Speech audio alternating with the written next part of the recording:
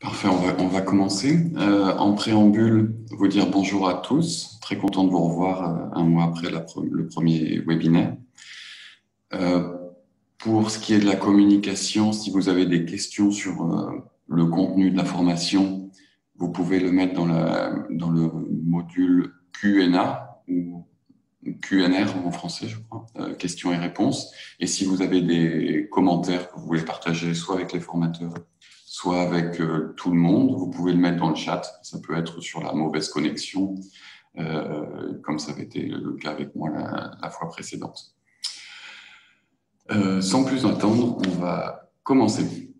Donc, deuxième webinaire de cette formation Surge pour la Nouvelle-Calédonie de WASH ou Eau, Assainissement et Hygiène. Et la fois précédente, nous avions examiné la vue d'ensemble de la réponse EAH, eau, assainissement et hygiène, dans les situations d'urgence. Et on a eu une introduction aux outils de la Croix-Rouge et du Croissant-Rouge pour la réponse aux catastrophes. Cette semaine, nous allons étudier plus en détail le E de eau, assainissement et hygiène, donc l'eau, approvisionnement en eau, l'eau de masse, c'est-à-dire chercher à fournir une grande quantité d'eau traitée à un grand nombre de personnes par opposition au traitement d'eau domestique, donc traiter l'eau à la maison. Aujourd'hui, nous allons examiner la sélection de la source et du site. La deuxième partie, le traitement d'eau et sa distribution.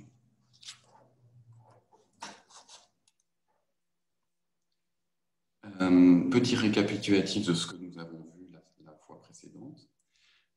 La santé des personnes affectées par une catastrophe naturelle peut être à haut risque vis-à-vis des maladies transmissibles par l'eau, liées à l'eau. Par conséquent, pour briser certaines voies de transmission, nous avons vu dans le diagramme 6F que la disponibilité d'une eau propre et suffisante au lendemain d'une catastrophe est cruciale pour assurer la consommation humaine et maintenir une hygiène de base.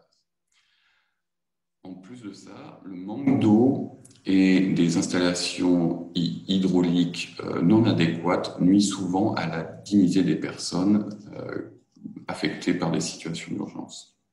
L'un des points que nous avons également abordé la semaine dernière était que la quantité d'eau est importante pour l'hygiène et pas seulement la qualité.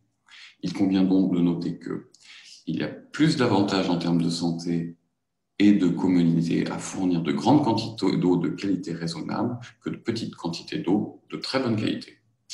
Cependant, l'objectif doit toujours être de fournir des quantités suffisantes d'eau de qualité bonne. Nous prenons en considération les orientations pertinentes telles que les normes SPHER que vous avez vues et les normes internationales sur l'eau potable. Ça peut être les directs. Oui. On a des petits problèmes a priori, ça fait des vagues, le son est mauvais. Est-ce que tu as changé quelque chose par rapport à quand on discutait avant la réunion? Je ne crois pas. Je peux essayer de me rapprocher du... On essaye encore sur une slide et puis sinon tu prends la main. Ok, d'accord. Merci.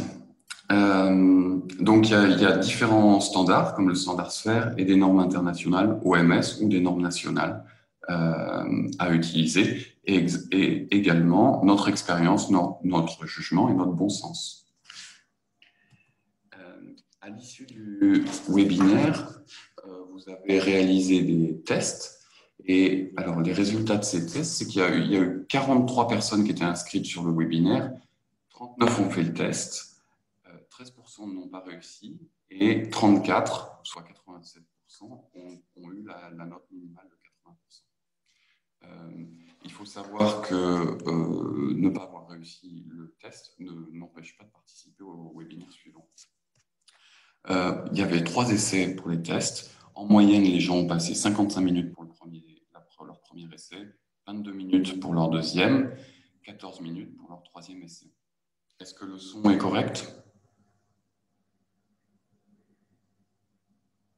Pour moi, ça ondule un petit peu, donc je ne sais pas si les autres personnes n'ont pas génial, malheureusement. Ok, donc si c'est ok pour toi, je te laisse continuer. Tu gardes la main sur les diapos et je reprends sur le texte.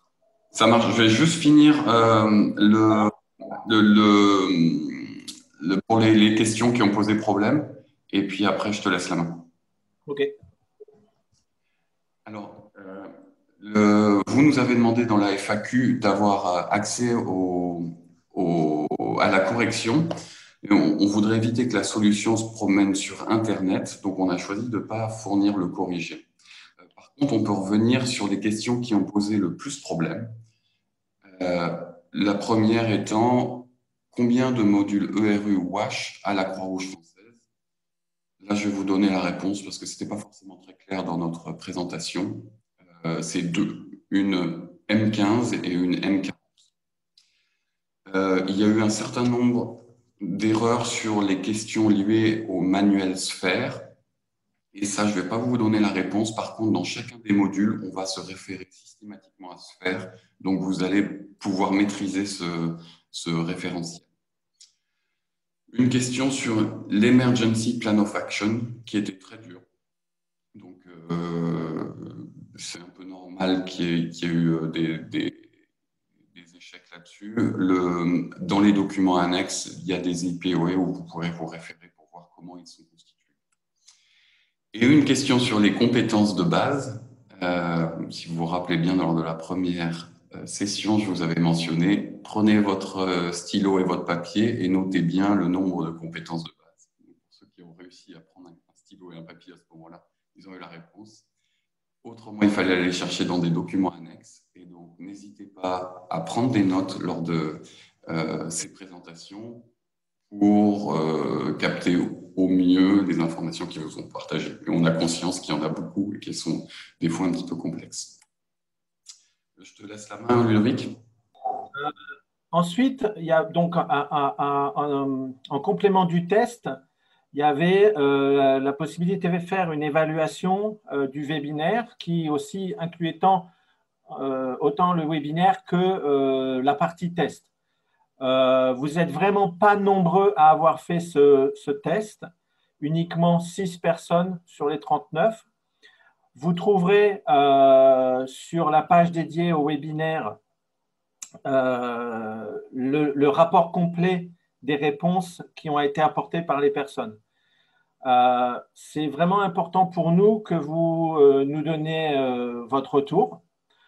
Après, ce qu'on souhaiterait aussi, c'est dans la mesure du possible, quand le retour est négatif, c'est avoir des raisons ou des explications, parce que de dire que le webinaire était vraiment mauvais, en gros, il y a eu une réponse, voilà, donc le contenu du webinaire était clair, on a eu une réponse pas du tout, donc on souhaiterait que vous puissiez nous expliquer un peu plus qu'est-ce qui n'était pas bon, qu'est-ce qui n'était pas clair pour que nous puissions nous améliorer et voilà, nous allons encore avoir 4 webinaires ensemble, donc c'est important pour nous.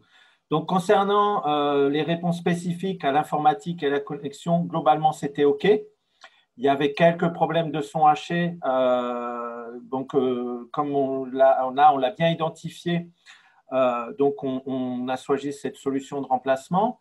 Il n'y a pas eu de problème technique lors du test en ligne. Ensuite, pour les webinaires, vous avez 83% des réponses, le webinaire correspondait bien à vos attentes. Il était sur la bonne durée. Les questions étaient encouragées, utiles, les présentateurs clairs et le contenu pas du tout clair, 17%. Donc ça, c'est une remarque qui est acceptable. Hein. On n'a pas de souci à ce que vous nous disiez que le contenu n'est pas clair du tout, mais si possible, donnez-nous des pistes pour qu'on sache qu'est-ce qui n'était pas clair et comment on pourra s'améliorer. Alors, par rapport aux commentaires importants à noter, c'est vrai qu'il y avait beaucoup de documents en annexe qui vous étaient partagés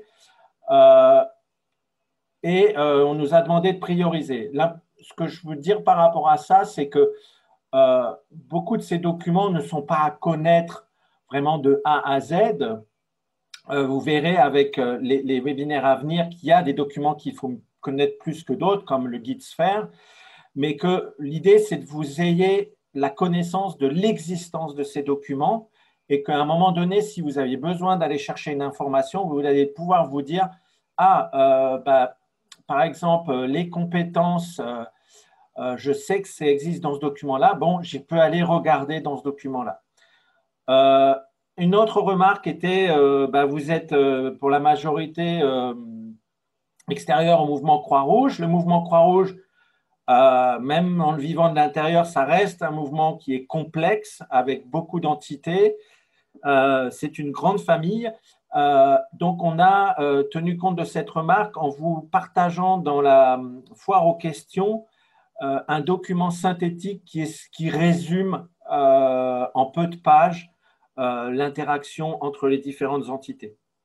Et Simon vous l'a mentionné, la réponse au test ne sera pas partagée puisqu'en fait, c'est un questionnaire qu'on va réutiliser.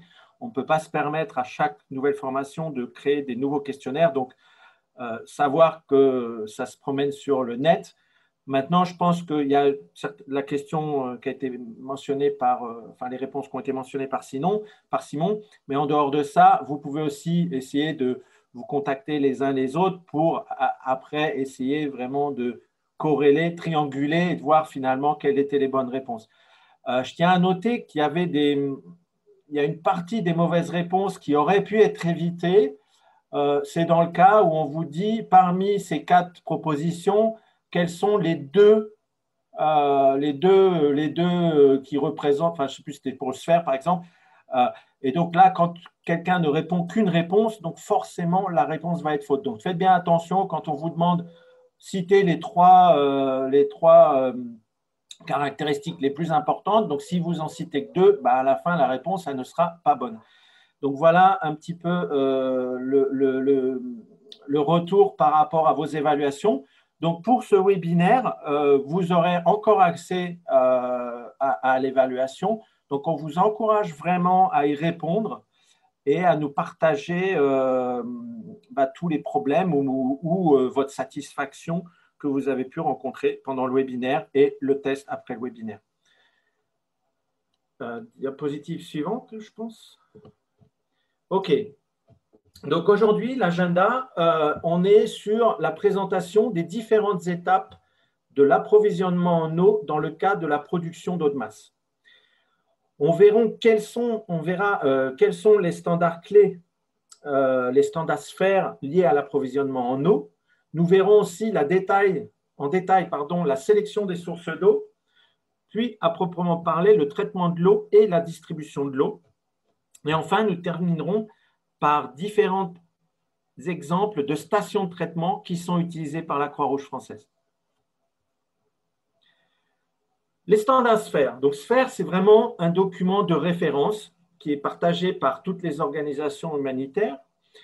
Le premier standard concerne l'approvisionnement en eau et lié à l'accès à l'eau et à la quantité.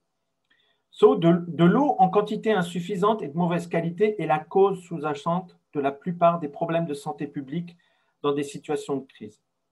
Il se peut qu'il n'y ait pas suffisamment d'eau disponible pour subvenir aux besoins essentiels et il est alors crucial de fournir une quantité suffisante d'eau potable salubre pour assurer la survie.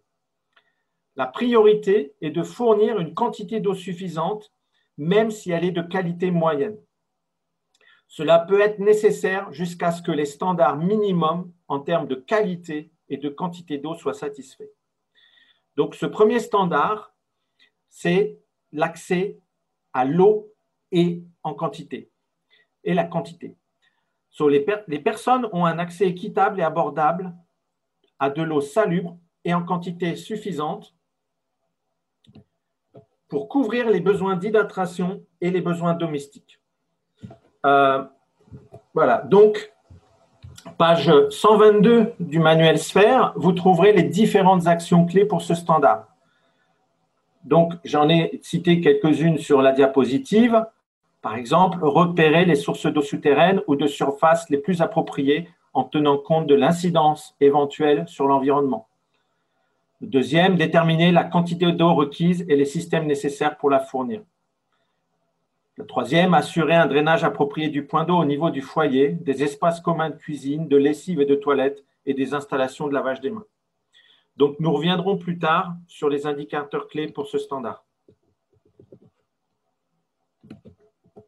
Le deuxième standard est lié à la qualité de l'eau.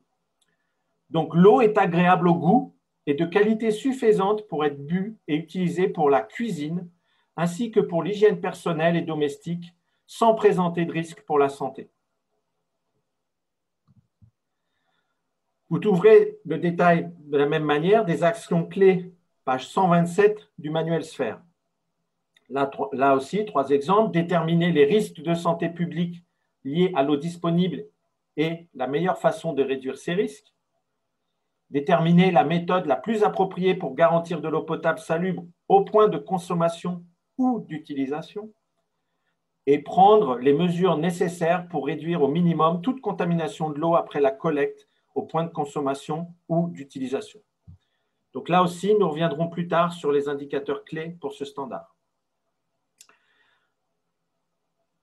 Les consignes de sécurité sont importantes. Le traitement de l'eau se fait par l'utilisation de produits chimiques et en tant que tel, il est important de respecter des consignes de sécurité strictes pour le personnel et les volontaires. Mettre des gants, porter des lunettes de protection, porter des masques, porter une combinaison pour la désinfection d'un puits ou d'une citerne, par exemple. Il faut aussi s'assurer d'un stockage sûr des différents produits chimiques en les protégeant des conditions météorologiques, la pluie, le soleil, ainsi que des personnes externes.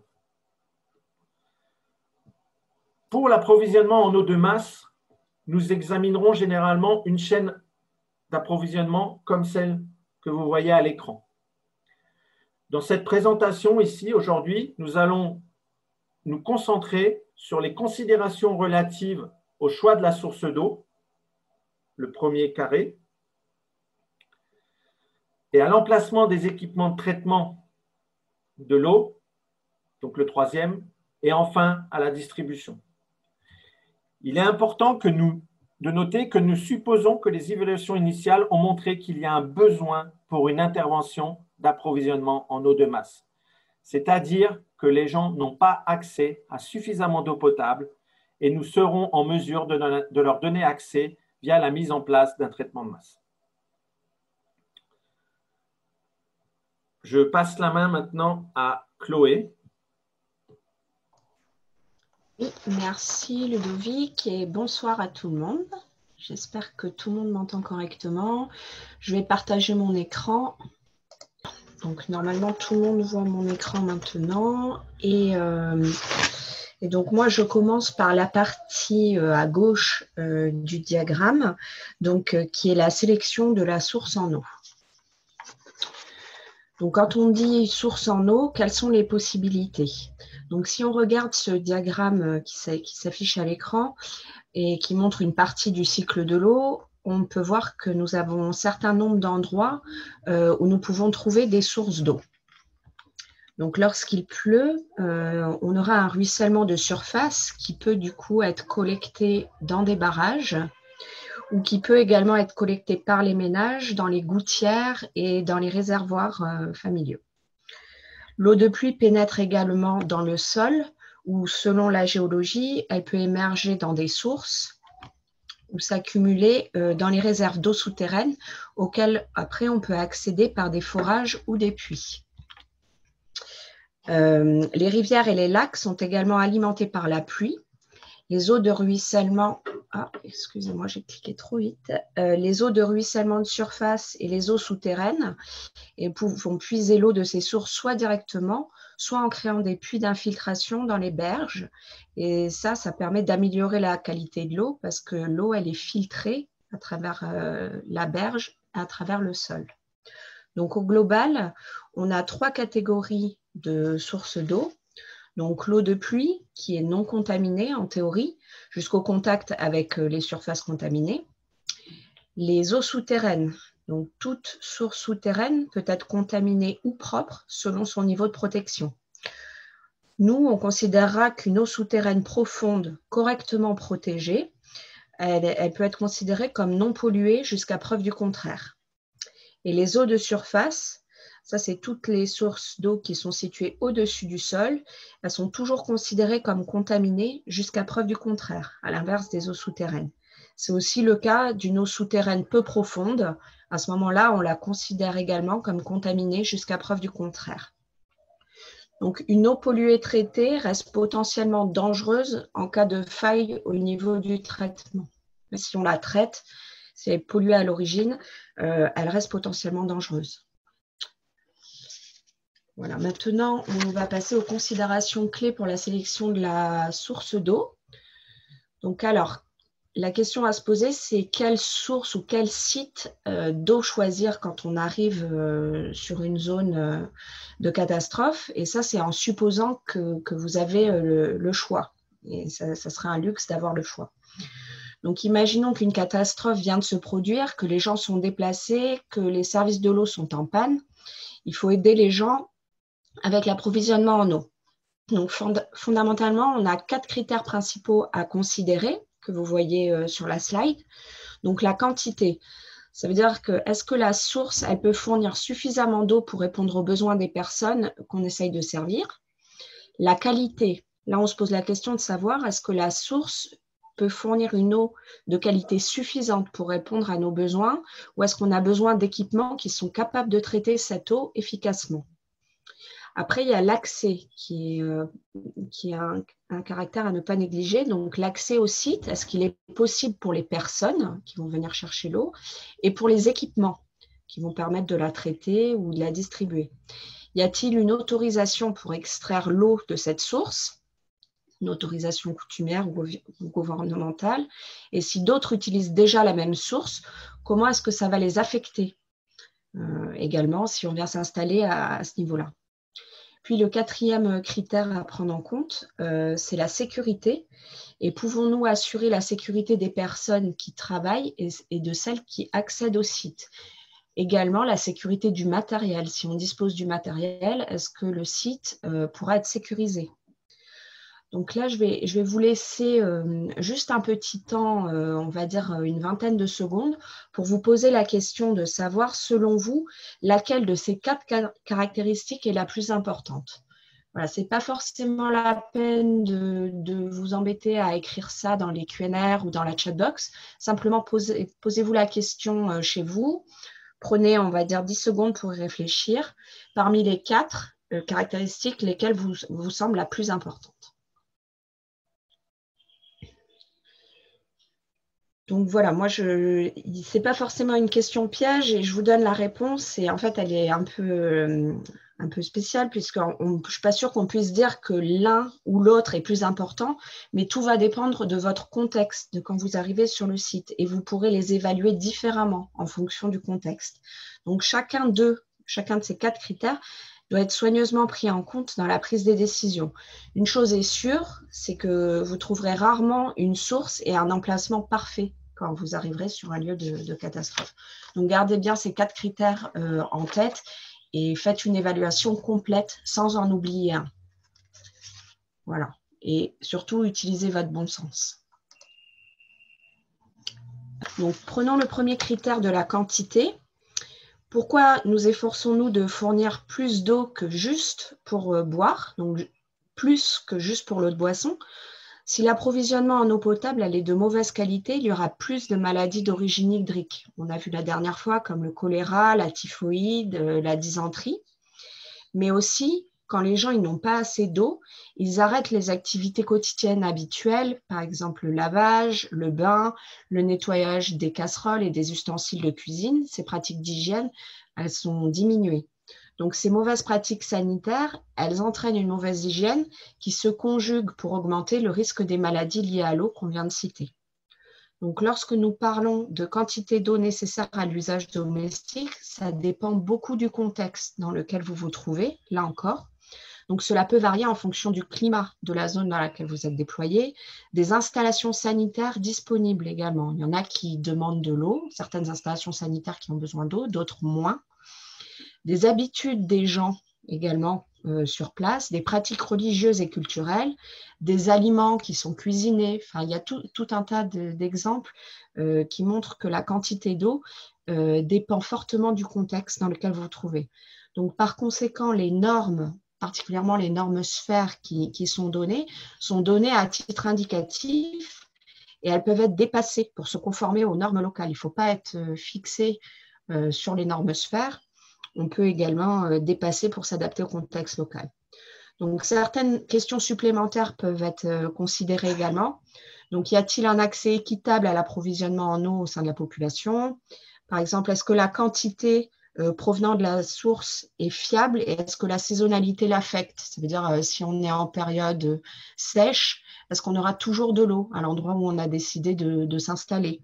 Peut-être qu'à l'instant où vous allez arriver, il aura beaucoup plu et l'eau sera abondante et puis un mois plus tard, ça ne sera plus la même situation. Et est-ce que l'approvisionnement en eau pour le bétail doit être pris en compte? Voilà, maintenant on va parler du critère accès. Donc, les points importants par rapport à l'accès sont les suivants. Donc, il y a la localisation géographique de la population affectée. Il faut prendre en compte cette localisation quand vous posez la question de l'accès. À quelle distance sont les points d'eau de collecte de l'endroit où les gens vivent? Est-ce qu'ils doivent marcher longtemps? Voilà, la distance est importante. Est-ce qu'il y a d'autres sources alternatives qui sont disponibles dans les alentours? Les conditions routières, par exemple, si on se pose la question de livrer l'eau par un camion-citerne, il faut se demander si les conditions routières sont suffisantes et si un camion-citerne peut passer. Après, est-ce qu'on peut accéder aussi à un entrepôt, par exemple, ou est-ce que ça sera pratique pour venir entreposer notre matériel? Y a-t-il suffisamment d'espace approprié, par exemple un sol plat et stable pour les équipements de traitement et de stockage? Ou encore, on peut également se demander s'il existe des obstacles juridiques ou pas, ou autres, à l'utilisation des sources existantes. Ça peut être, je vous disais tout à l'heure, des autorisations coutumières ou des autorisations gouvernementales à obtenir. Donc, ces questions-là, il faut se les poser avant de définir votre source. Donc, la participation des bénéficiaires là-dessus, elle est primordiale et très importante. Ils doivent être consultés à chaque étape. Il ne faut pas oublier qu'une population bénéficiaire contient un échantillon représentatif de la société et que c'est une ressource avec des compétences et des connaissances locales sur lesquelles il faut s'appuyer. Voilà, donc maintenant on passe aux critères de la qualité. Donc pour parler de la qualité de l'eau recherchée, vous voyez à l'écran les indicateurs clés du standard 2 de l'approvisionnement en eau sur la qualité que vous trouverez dans le manuel SPHER à la page 128. Donc, vous voyez qu'il y a la turbidité, le chlore résiduel, le nombre de bactéries coliformes, les autres critères. Donc, les standards qui sont attendus pour les paramètres que vous voyez en rouge sont soit ceux de l'OMS, soit ceux des directives nationales propres au pays d'intervention. Donc, il peut y avoir des questions d'acceptation du goût. L'acceptation du goût, ce n'est pas un problème de santé en soi. D'accord, que l'eau elle ait un goût particulier ne représente pas forcément un problème pour la santé des personnes. Mais par contre, si ces personnes elles choisissent de boire de l'eau insalubre plutôt qu'une eau que nous venons de traiter, mais qui selon elles n'a pas bon goût, ça peut arriver par exemple lorsqu'on utilise du chlore pour traiter l'eau. Et avec des personnes qui ne sont pas habituées à boire une eau qui aura subi une chloration. Donc alors les problèmes de santé peuvent survenir et des activités de promotion à l'hygiène sont nécessaires pour compléter le traitement de l'eau. C'est-à-dire que la promotion à l'hygiène va permettre de sensibiliser également la population à ce goût du chlore et à la nécessité d'avoir un traitement par chloration. On n'est pas toujours en mesure de faire une gamme complète de tests et de surveillance de la qualité de l'eau quand on arrive sur une zone de catastrophe, mais nous pouvons toujours entreprendre des enquêtes sanitaires rapides et mettre en œuvre des plans de base de sécurité de l'eau comme outil de gestion des risques. Donc, ça peut être des questionnaires rapides, des questions qu'on se pose quand on arrive sur un puits. Je vous montrerai dans quelques diapositives le type de questionnaire qu'on peut se poser. Donc, on reviendra plus loin en détail sur cela et sur les autres paramètres et les différents moyens de les tester.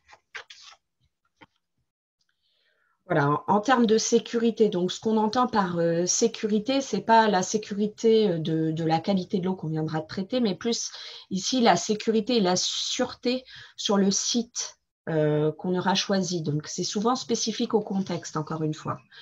Donc, on peut avoir à tenir en compte de la sécurité physique contre les risques naturels. Par exemple, si vous intervenez en Haïti après le tremblement de terre, il faut se poser la question des répliques sismiques.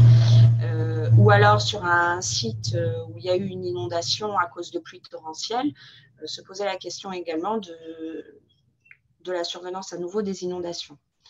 Après, ça peut être aussi, compte tenu du contexte politique, est-ce qu'il y aura des problèmes de sécurité pour le personnel ou pour l'équipement sur ce site, ou l'utilisation de cette source en raison de qui contrôle l'accès à cette source, ou cela entraînera-t-il une pression supplémentaire sur les populations qui viennent chercher l'eau?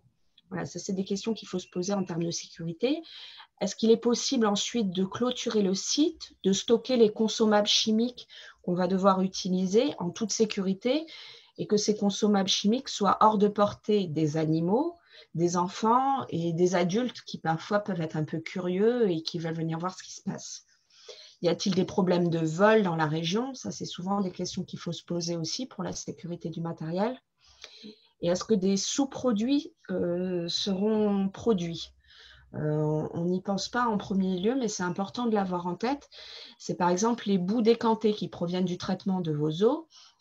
Comment seront-elles éliminées? Et qu'est-ce qui est possible de mettre en place pour une filière d'élimination de ces boues? Assurez-vous, je le répète parce qu'on en a déjà parlé avant, mais que les autorisations appropriées sont obtenues et qu'il est bien expliqué ce qui se passera sur le site. C'est important de faire une bonne communication là-dessus. Et combien de temps il est susceptible d'être occupé? Voilà, le personnel qui utilise l'équipement et qui manipule les produits chimiques notamment doit être correctement formé, équipé, c'est-à-dire avec des gants, des lunettes, et supervisé. Voilà pour la partie sécurité. Maintenant, on va passer à la partie évaluation des sources d'eau. Donc, maintenant qu'on a examiné certaines des principales considérations, où pouvons-nous trouver les informations pour nous aider à prendre des décisions? Donc, quand vous savez que vous allez être déployé sur une zone parce qu'il y a eu une catastrophe, vous allez avoir un certain nombre d'informations à collecter pour que vous soyez bien au fait de la situation et que vous soyez le plus efficace et le plus efficient possible quand vous arrivez sur site. Donc, en premier lieu, il y a les informations qu'on appelle les informations secondaires. Donc, ça, c'est certaines de ces informations, elles peuvent être recueillies avant même d'arriver dans la zone touchée. Et c'est des informations que vous pouvez déjà récolter, vous, de votre côté, avant d'arriver sur place. Donc, ça peut être des cartes hydrologiques, topographiques, les cartes sur les infrastructures existantes dans le pays. Toutes ces choses-là, vous pouvez les trouver aisément sur Internet ou en faisant des recherches auprès de différents organismes. Les rapports qui sont existants aussi, les rapports du gouvernement, du mouvement Croix-Rouge, des ONG internationales ou locales, ou alors utiliser les informations de ce qu'on appelle le cluster WASH, s'il est déjà existant. Donc le cluster WASH, c'est un groupe de personnes, un groupe de coordination d'urgence WASH, et ça regroupe tous les acteurs de l'eau, comme le gouvernement, les donneurs, les ONG internationales et locales.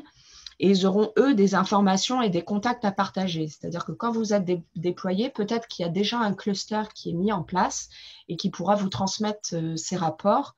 Et ainsi, vous pourrez lire ça dans l'avion ou la veille de partir pour avoir déjà les informations en tête.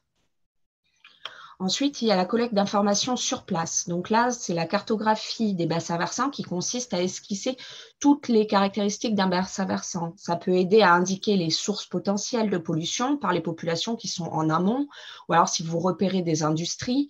Voilà, ça, c'est des informations que vous pouvez avoir sur place.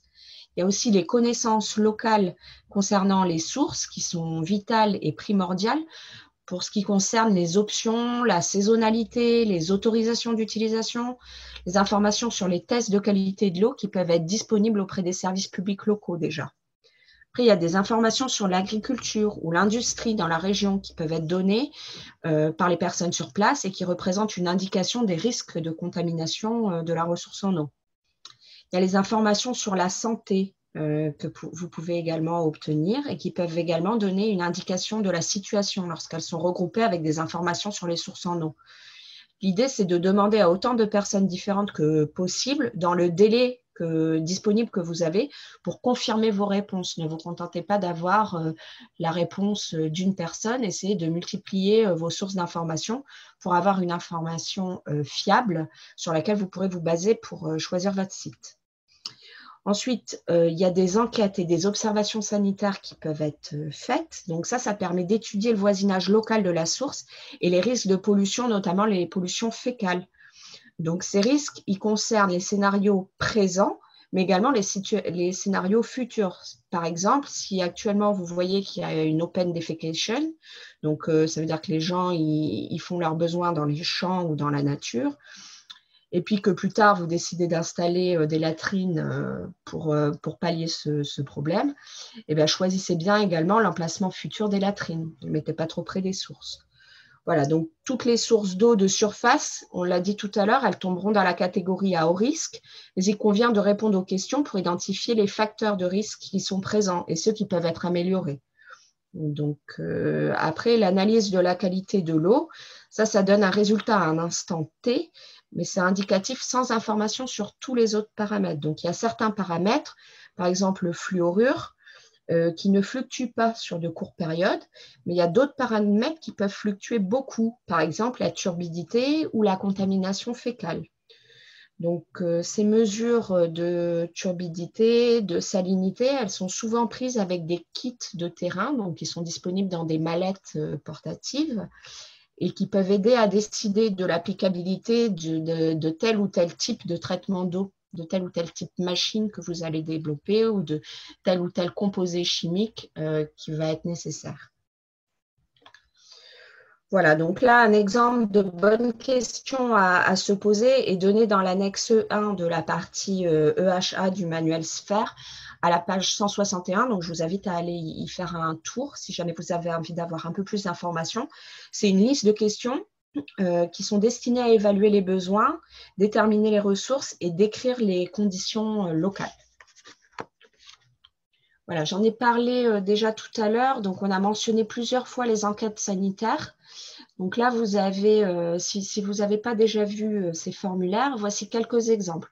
Donc, il y en a un pour un puits creusé et un autre pour l'approvisionnement en rivière près d'un camp de réfugiés.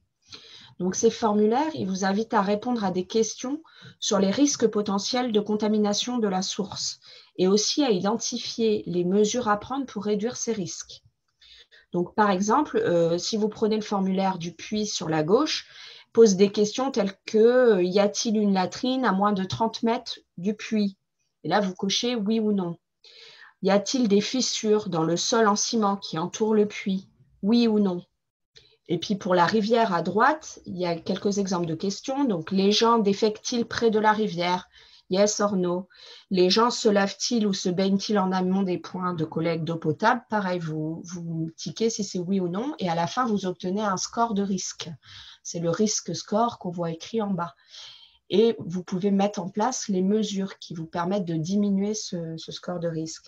Ces enquêtes sanitaires, en fait, on voit que c'est des protocoles qui sont assez simples, dont les réponses sont faciles à apporter. C'est oui ou non. On ne peut pas tergiverser là-dessus.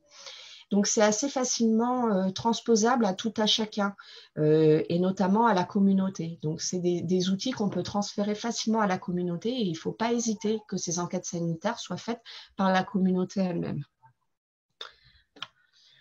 Voilà, donc il convient de noter que les personnes touchées par les catastrophes, elles feront de leur mieux pour répondre à leurs besoins avant même que vous soyez susceptible d'être opérationnel, avant toute évaluation et installation de l'équipement.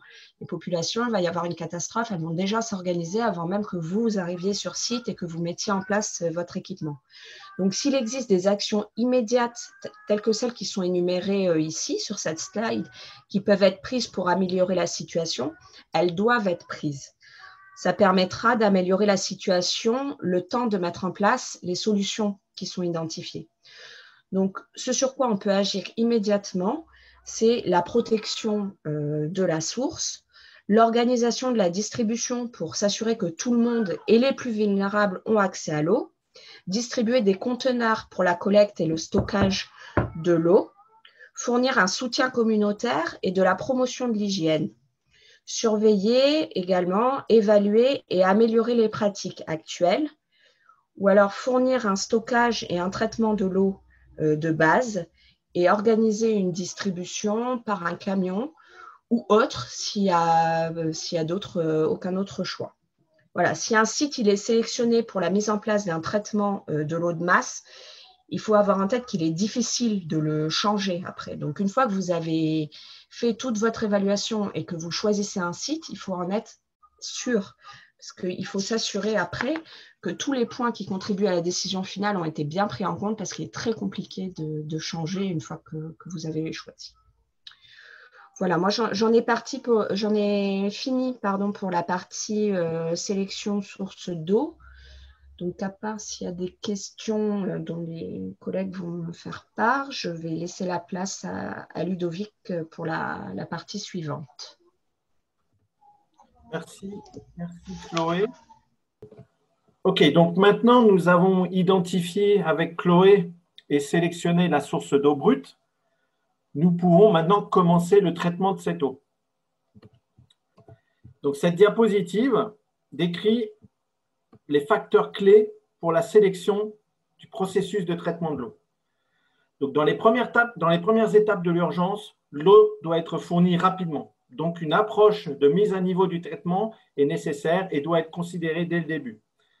Les différents critères vont être liés à la qualité de l'eau et ses variations potentielles à prévoir dans le temps, la possibilité d'améliorer la qualité de la source avec une meilleure protection, la qualité finale de l'eau attendue.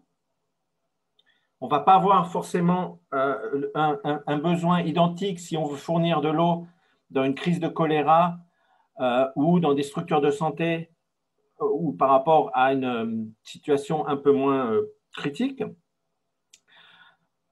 Un autre critère est l'acceptation culturelle et sociopolitique du procédé de traitement, la phase de l'urgence et la prévision de la durée de l'opération. Donc, on ne va pas avoir le même traitement si on sait qu'on est sur une opération qui va potentiellement durer longtemps ou une population qui va vite retourner, par exemple, dans ses villages d'origine. La facilité de la maintenance. Donc, est-ce qu'on a les ressources disponibles sur place? Quelles sont les contraintes logistiques liées à cette maintenance? Le coût en investissement et en opération et maintenance et le temps de mise en place. Donc, ce sont les critères essentiels qui vont définir le type de traitement. Donc, la disponibilité des ressources matérielles et les préférences organisationnelles souvent vont dicter les solutions choisies pour l'approvisionnement en eau. Et ça peut inclure, par exemple, le fait qu'on veut envoyer des équipements tels que nos kits modulaires au début d'une opération, bien avant même qu'on ait fait une évaluation approfondie, l'idée étant de mettre en œuvre rapidement ces traitements. On peut aussi disposer de kits de traitement mobiles modulaires qui peuvent être très chers, mais utiles dans les étapes immédiates d'urgence. Ça, c'est par exemple dans le cas où on veut fournir de l'eau au centre de santé. Ou on peut avoir d'autres cas où on va préférer utiliser des matériaux, des méthodes et des compétences locales dans la mesure du possible au profit des populations locales et d'améliorer l'exploitation et la maintenance des systèmes à plus long terme. Donc, on a vraiment une variété d'options par rapport à la mise en place du traitement.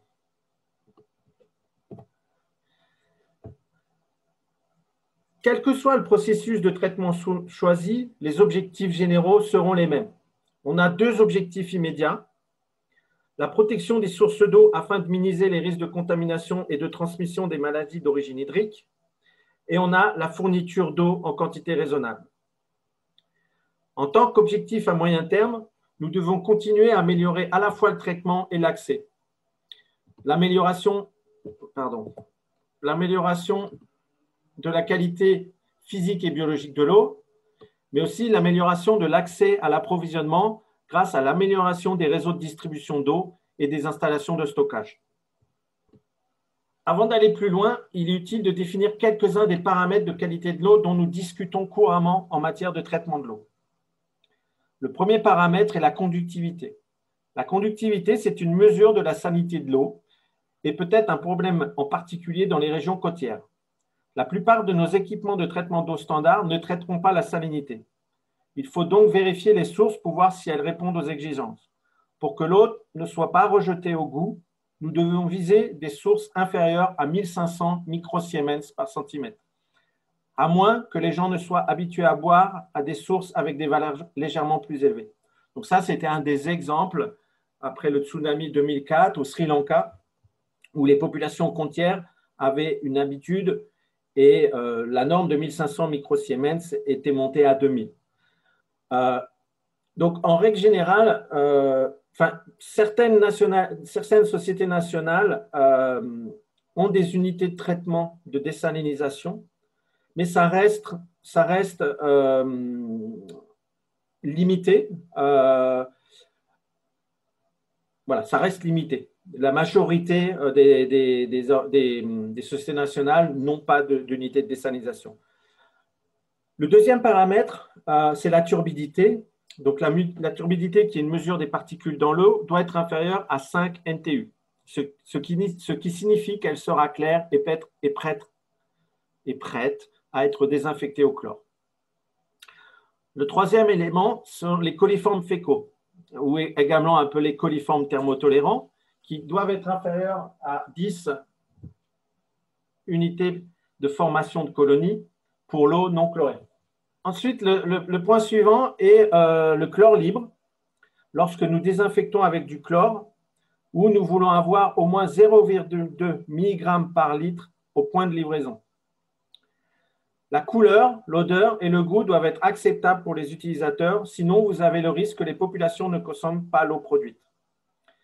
Nous aborderons plus en détail ces paramètres un peu plus tard dans la présentation. Les photos que vous voyez à l'écran illustrent différents équipements utilisés pour faire les analyses d'eau. De la gauche vers la droite, en haut, nous avons le pool tester qui sert à mesurer le pH, le chlore résiduel et le chlore total. En dessous, il y a un pH mètre digital. Ensuite, il y a un conductivimètre électronique. Et vous avez l'avant-dernier en partant de la droite, un kit d'analyse bactériologique, Vactech. Et enfin, le dernier, ça s'appelle les Compartment Back Test d'Aquagenx, qui est une méthode assez simple pour faire l'analyse bactériologique. Donc, afin de répondre à nos exigences de qualité d'eau souhaitées, nous traitons l'eau en général à travers 3 processus principaux: la sédimentation, la filtration et la désinfection. La sédimentation, c'est permettre à la saleté, en gros, de tomber au fond d'un réservoir d'eau au fil du temps. La filtration, on va éliminer physiquement la saleté en faisant passer l'eau à travers un matériau comme de la céramique ou du sable pour réduire la turbidité. La désinfection, c'est s'assurer que l'eau est exempte de germes pathogènes.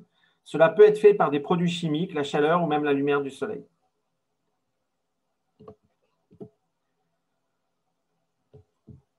Commençons par considérer l'élimination des solides par des processus de sédimentation et de filtration. Donc, un petit peu comme tout à l'heure avec Chloé, je vais vous laisser regarder cette photo et de réfléchir un peu, qu'est-ce que vous voyez sur cette image? Donc, qu'est-ce qu'on voit sur cette image? Donc, on peut dire, voilà, on voit une eau qui est trouble. On a l'impression qu'il y a une potentielle sédimentation dans le seau bleu. Alors, est-ce que ça a été fait de manière naturelle avec le temps ou est-ce qu'il y a eu l'introduction d'un produit qui a permis de le faire? Les solides qu'on voit ont l'air un petit peu organiques, ou peut-être inorganiques, ce n'est pas clair. Ça a l'air d'être peut-être du sable, du limon.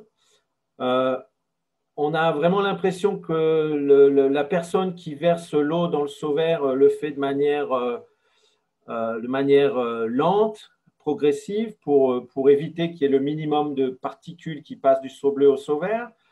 On voit aussi qu'il y a un genre de tissu qui va assurer potentiellement une filtration. Donc, voilà, c'est ce qu'on peut dire a priori en regardant ça.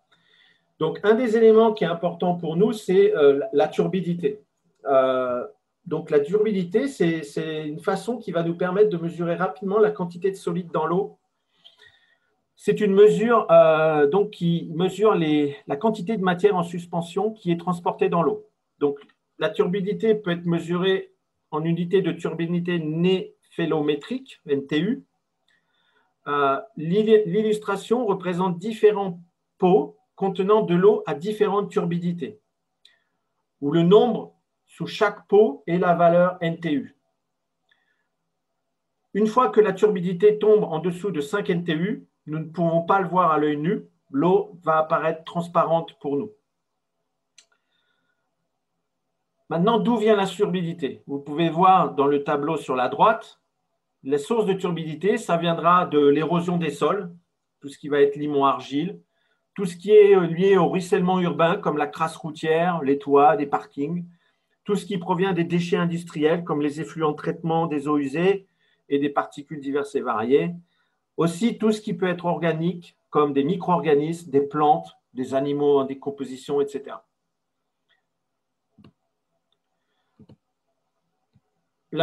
Comment on mesure la turbidité? Donc, on a un outil de mesure simple à gauche qui s'appelle un tube de turbidité gratuit. Donc, pour mesurer des niveaux inférieurs ou plus précis, on voit sur le tube, on devine les marques, on voit 20, 30, 40, mais ce niveau, en fait, sera en dessous de 5, ne sera pas précis. Donc, quand on veut des valeurs plus précises, on utilisera des turbidimètres électroniques, comme vous voyez à droite. Ces derniers font passer la lumière à travers un échantillon d'eau, puis mesurent la quantité de lumière qui va être diffusée à travers les particules présentes. Donc, à partir de cette diffusion de lumière, la turbidité sera calculée. Donc maintenant, comment réduire la turbidité?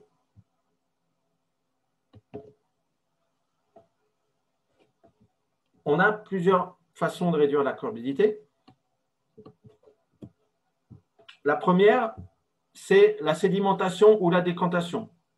Donc ça, c'est le processus principal. Les particules coulent au fond d'un réservoir et l'eau est récupérée par le haut du réservoir. La sédimentation peut cependant prendre du temps ou dans le cas de très petites particules, elles pourront cependant rester en suspension. Donc dans ce cas, nous pouvons également effectuer une coagulation-floculation pour améliorer et accélérer la sédimentation des particules. La coagulation-floculation est une technique de traitement de l'eau où nous ajoutons des produits chimiques comme le sulfate d'aluminium, également connu sous le nom de pierre d'Alain, ou de chlorure ferrique qui collent essentiellement les particules ensemble afin qu'elles deviennent plus grosses et plus lourdes et donc couleront dans un processus de sédimentation ou seront piégées dans les processus de filtration. Lorsque ces produits chimiques sont utilisés, il est important d'avoir un mélange rapide et ensuite suffisamment de temps pour que les particules floculées se développent en rassemblant les fines particules dans l'eau. Enfin, la filtration est une autre option pour éliminer les particules. Dans le traitement de masse, cela se fait généralement avec une filtration sur sable ou des filtres à membrane, et ces processus de filtration peuvent également être améliorés par coagulation, floculation en amont. Alors maintenant, comment on identifie? On va focaliser sur la coagulation et la floculation et on cherche à déterminer les taux de dosage des produits chimiques pour cette coagulation et cette floculation. Et pour ce faire, nous allons effectuer une série d'expériences de dosage qui s'appelle le JAR test. Nous voulons optimiser la dose pour obtenir la meilleure décantation avec la quantité minimale de produits chimiques. Non seulement pour maintenir les coûts au minimum, mais aussi pour éviter le transfert d'aluminium ou de fer dans l'eau traitée. Pour effectuer le JAR test efficace, il est important d'avoir des outils propres tels que des bâtons pour agiter, des pichets, des seaux, une seringue. Cette opération devra être effectuée régulièrement et plus particulièrement à chaque changement notable de la ressource. Par exemple, quand il y a une forte pluie. Si vous testez une source à partir d'un robinet, laissez-la couler 1 minute avant de prélever un échantillon. Si vous prenez directement d'un étang ou d'un lac, essayez de prendre par le milieu, pas trop près de la surface ou du fond.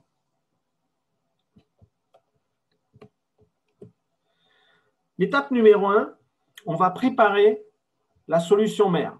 Donc la solution mère SM. On va prendre 10 grammes de produit commercial, en sachant que le sulfate d'aluminium est traditionnellement concentré à 100%, et les dissoudre dans 1 litre d'eau déminéralisée. On utilise cette solution mère pour la réalisation du test, car 1 millilitre de cette solution ajoutée à 1 litre d'eau brute correspond à un taux de traitement de 10 grammes par mètre cube.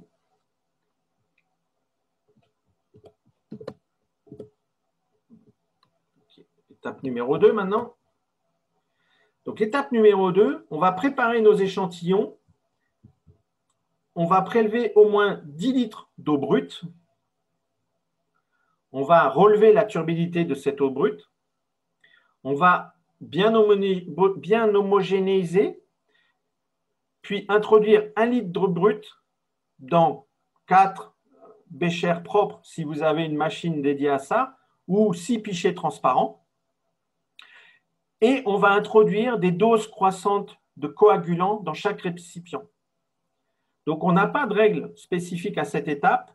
Au début, vous allez sûrement tâtonner car vous ne connaîtrez pas forcément les quantités de coagulants à rajouter.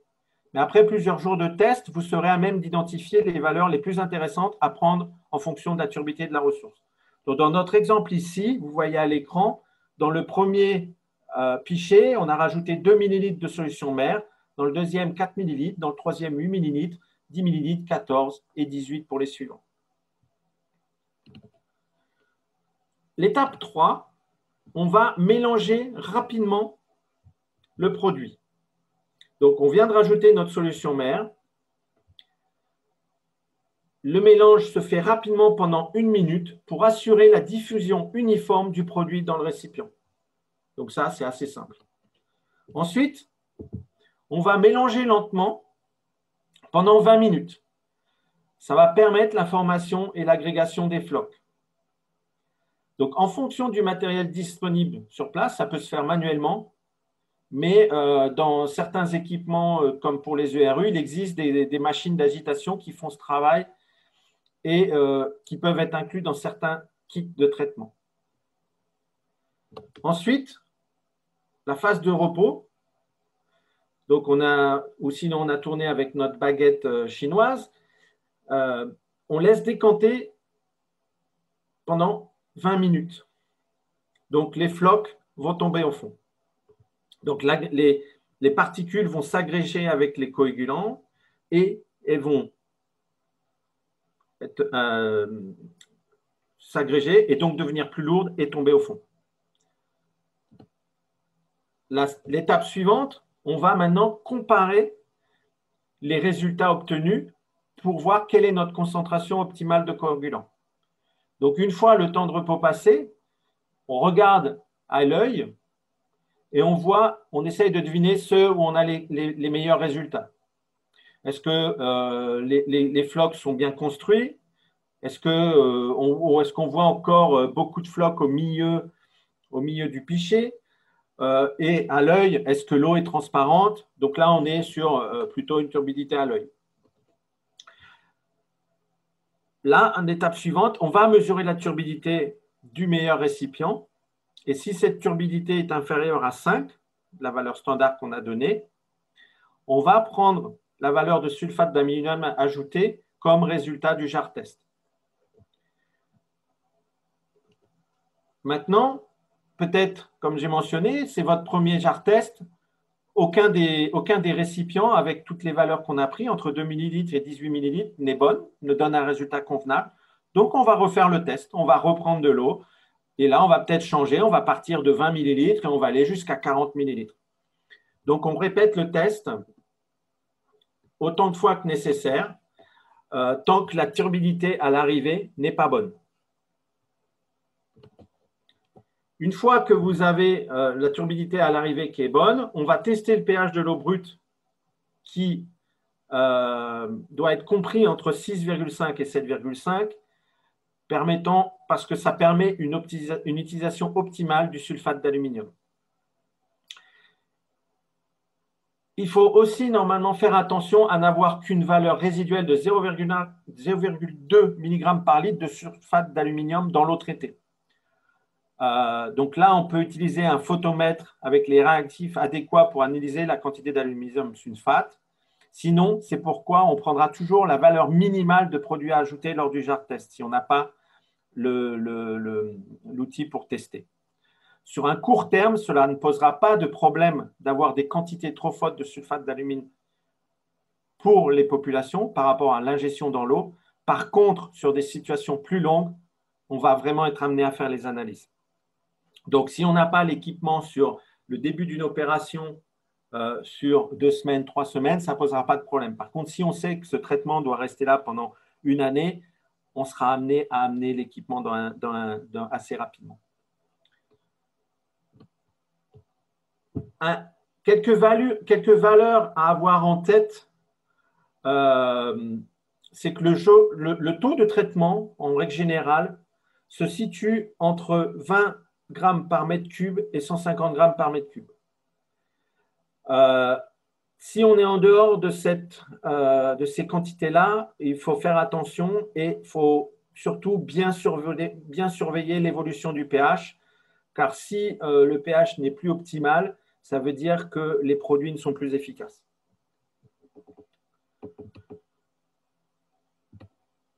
Alors maintenant, on a identifié avec le jar test le dosage optimal pour traiter notre eau. Donc, nous voulons savoir maintenant quelle quantité de produit nous devons ajouter à un réservoir donné. Donc là, vous avez à l'écran le calcul de la formule.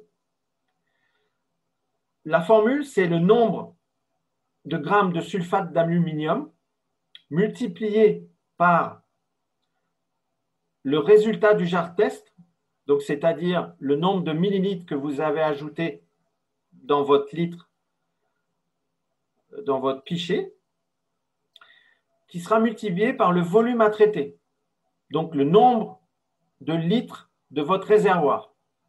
Donc ça va vous donner la quantité en grammes de sulfate d'aluminium à ajouter à votre réservoir.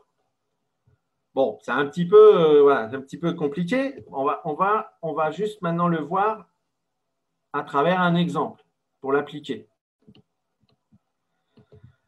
Vous avez fait un jar test donc, qui montre que 14 ml d'une solution mère à 1% est le dosage optimal. Donc, combien de sulfate d'aluminium avez-vous besoin pour un réservoir de 15 000 litres? OK. Donc, en fait, passons à la réponse. Je vous ai laissé un petit peu réfléchir, pas évident. Donc, 1% de solution mère, ça correspond à 10 grammes de sulfate d'alumine pour 1000 millilitres. Donc, 10 grammes par litre. Donc, en gros, c'est 10 grammes sur 1 litre. Donc, 10 grammes sur 1000 millilitres. Le résultat de notre jar test nous donne 14 millilitres. Donc, en fait, on avait 14 millilitres pour un pichet d'1 litre. Ensuite, notre réservoir, il fait 15 000 litres. Donc, voilà, on multiplie par 15 000 litres.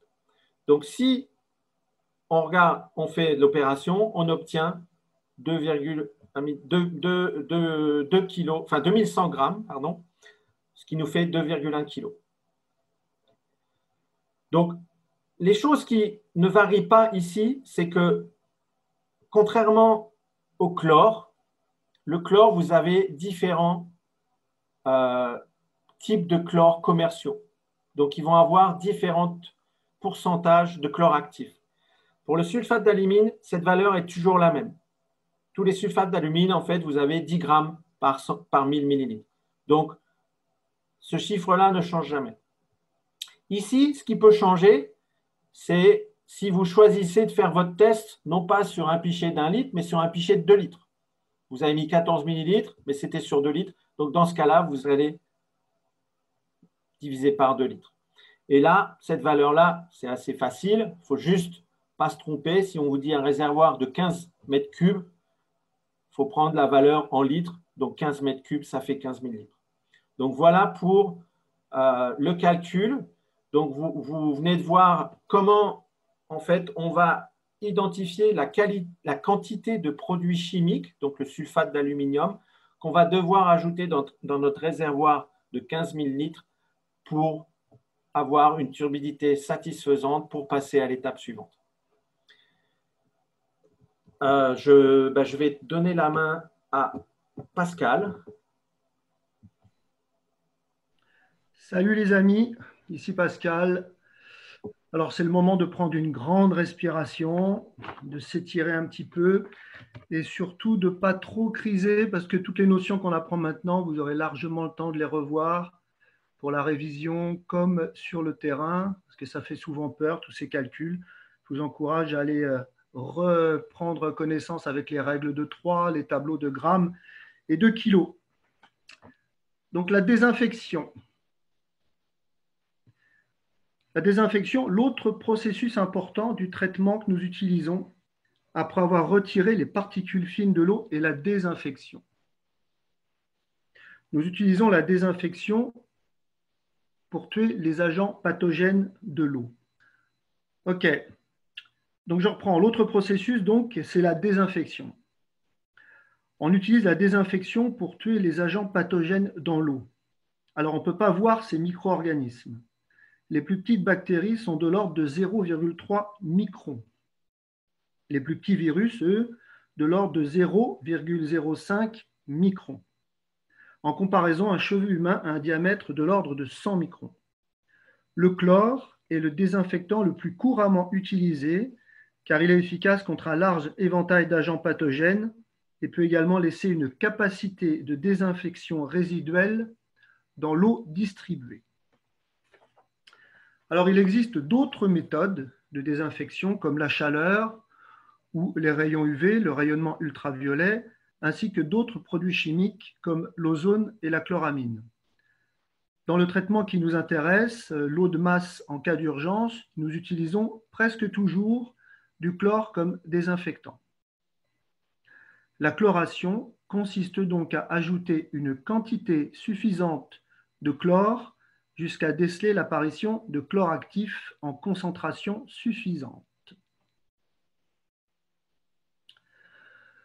Alors, réalisation du test au seau, comme vous l'avez vu tout à l'heure pour le sulfate d'alumine. Comme le jar test pour le coagulant, pour le dosage du chlore, nous devons également faire un test à petite échelle pour déterminer la quantité à doser.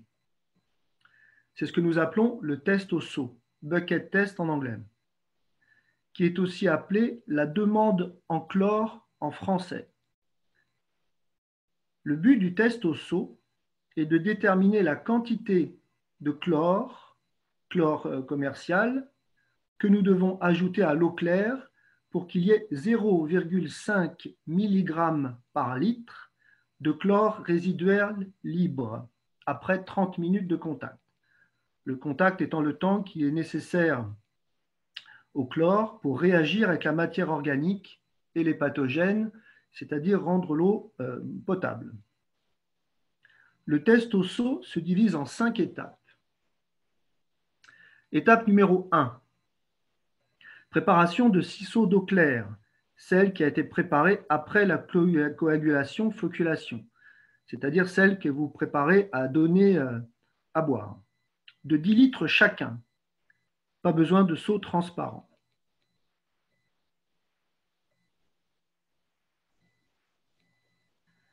Étape 2. Préparation d'une solution mère à 1% de chlore actif. 1% correspond à 10 grammes de chlore dans 1 litre d'eau. de chlore actif. On a vu tout à l'heure avec Ludo la différence entre chlore actif et chlore commercial. C'est la même chose ici. Cela va donc dépendre du type de chlore que vous avez à votre disposition. Deux façons de faire les calculs. Utilisez l'application du CICR, Chlorine Solution Calculator, que vous pouvez télécharger sur Google Play ou Apple Store. Ou faire le calcul à partir de la concentration du chlore commercial que vous avez trouvé ou que vous avez emporté sur le terrain. Si par exemple on a une solution de chlore à 70%, cela veut dire que nous avons pour une masse de 10 grammes de produit commercial uniquement 7 grammes de chlore actif, c'est-à-dire qui sert pour vous.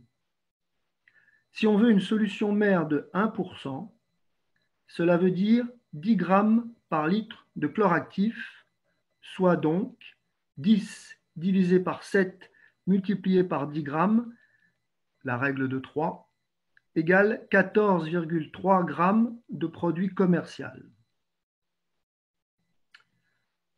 Quels sont les types de produits courants? L'hypochlorite de calcium, produit en poudre, le plus classique, concentré à 70%. Le dichloroisocyanurate de sodium, NaDCC, produit souvent en tablette, concentré, lui, à 60%. L'hypochlorite de calcium, l'eau de Javel, 12 degrés chlore ou 15 degrés chlore, concentré à 4% ou 5% en liquide. Alors un produit à proscrire, car il se conserve peu après l'ouverture et a souvent des additifs pour sentir bon. La chloramine T, produit en comprimé avec une concentration à 25%, plutôt réservée là à un usage individuel.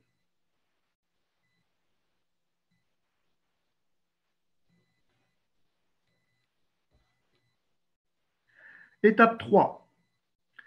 Ajouter différentes quantités de solution mère au seau.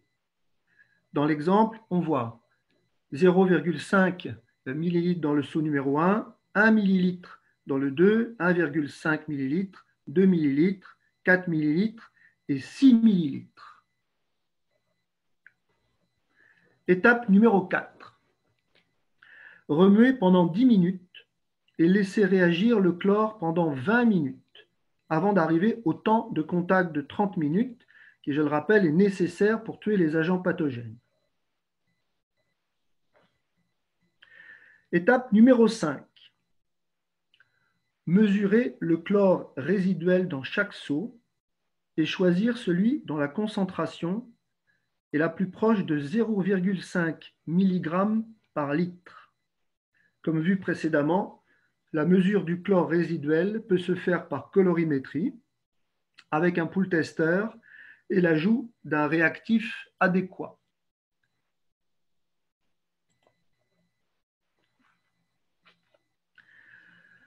Calcul de la quantité à ajouter au réservoir. Maintenant qu'on a déterminé quelle était la quantité idéale pour l'usage de notre eau, nous allons voir les calculs de dosage pour un réservoir suite au test. Alors, la formule est le nombre de grammes de produit de chlore pour 1000 ml, c'est-à-dire 1 litre, multiplié par le résultat du test au seau, c'est-à-dire le nombre de millilitres ajoutés divisé par 10 litres multiplié par le volume à traiter en litres. Je vous l'ai dit, vous aurez le temps de réfléchir. Vous obtenez la quantité en grammes de produit de chlore à ajouter à votre réservoir. Exemple de calcul. Vous avez réalisé un test au seau avec d'une NaDCC à 50% de concentration de chlore actif. Le résultat du test montre que 1,5 ml de solution mère de 1% est le dosage optimum, c'est-à-dire qui vous rapproche le plus de votre chlore résiduel. Combien de grammes de chlore avez-vous besoin maintenant pour traiter le réservoir de 8000 litres? Alors, vous pouvez y réfléchir pour ceux qui sont matheux. Peut-être que certains ont déjà la solution idéale. En tout cas, pour la plupart d'entre nous, il faut calculer, recalculer, calculer encore. Alors, une solution mère de 1% veut dire qu'il y a 10 grammes de chlore pour 1 litre d'eau.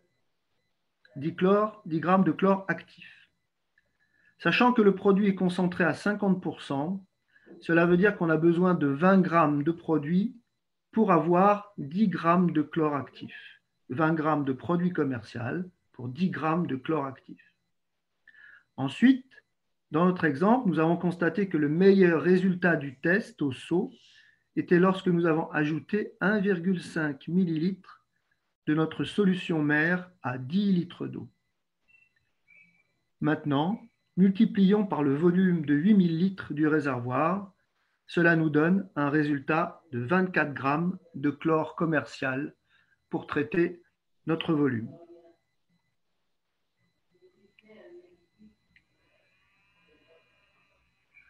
Alors, le chlore, produit dangereux, mise en garde. Quelques points à avoir en tête à propos d'utilisation du corps. Mis à part qu'il soit dangereux, il a aussi des instabilités qui sont décrites maintenant. Le pH, potentiel hydrogène, influence fortement l'efficacité du chlore.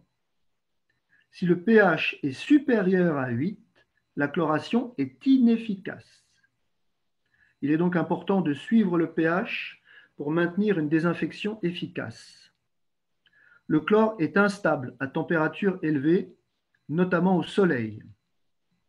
Il est important de mesurer régulièrement le chlore libre lors de la formation. Vous verrez les façons d'injecter le chlore dans votre réservoir, soit par batch, soit par une chloration en ligne. Voilà. Merci pour ce chapitre et n'ayez aucune inquiétude, ça va venir. Je passe la main pour la suite à la distribution.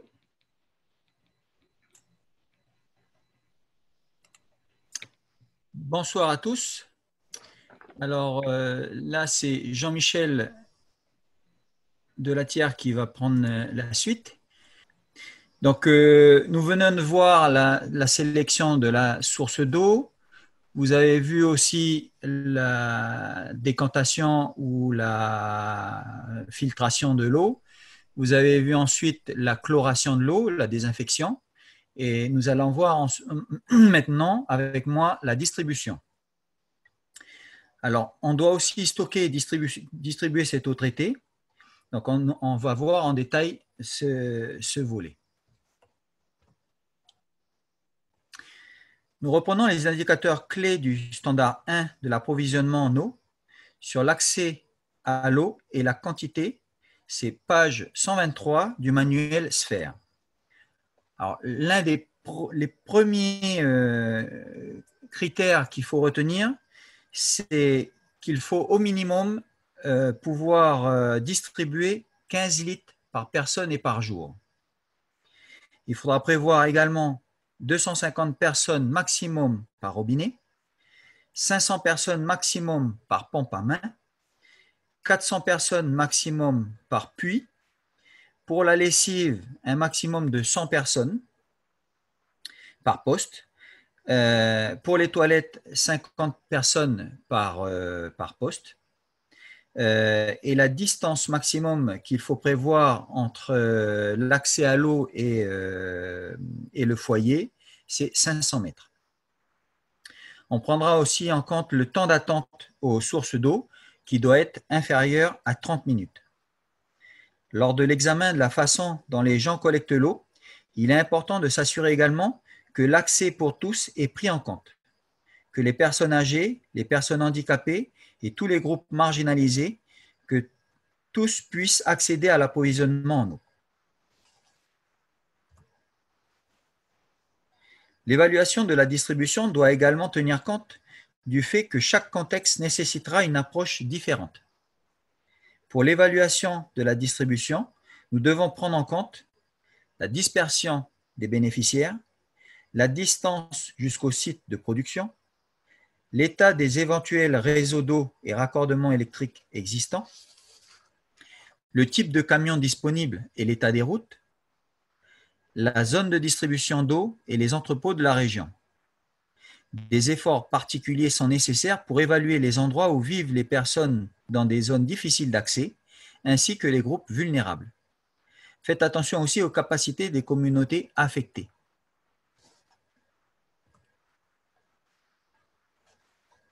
Les composantes de la réponse à la distribution reflèteront les ressources en eau disponibles, l'emplacement des bénéficiaires et l'environnement proche. Alors, les réservoirs oignons sont vraiment utiles pour retenir l'eau traitée en raison de leur déploiement rapide, de leur mobilité et de leur durabilité. Ils doivent avoir leur couvercle installé s'ils sont utilisés pour de l'eau traitée. Si nécessaire, l'eau potable devra être transférée à un endroit accessible par les bénéficiaires. Cela peut nécessiter des camions-citernes, en particulier dans les premières phases ou un système de pompage ou plus facilement par gravité. D'où l'importance de bien choisir son site afin de limiter au maximum les besoins d'équipement tels que les pompes. Pour le stockage local, les réservoirs Oxfam sont une excellente option à moyen terme, une fois qu'ils sont montés, ce qui peut prendre un certain temps, une bonne journée si l'équipe connaît déjà comment ça se passe. On peut aussi utiliser des réservoirs plastiques ou des réservoirs souples du type bladder. Donc ça, vous en verrez beaucoup au dock de Montravel. Fournir de l'eau par gravité, le cas échéant, ou par pompage. Et la distribution pourra s'effectuer directement à partir des réservoirs plastiques ou des bornes fontaines mises en place. Nous visons également à fournir aux bénéficiaires des conteneurs de stockage d'eau domestique. Important de voir ce qui est disponible dans le pays ou ce qui est couramment utilisé dans cette région. Une fois distribué, en supposant des ressources humaines suffisantes. Observez le niveau d'utilisation des articles distribués, non seulement des bidons, seaux, mais des articles non alimentaires en général. On évitera de faire des distributions d'eau directement à partir des camions. Ne pas oublier, pas de distribution sans formation.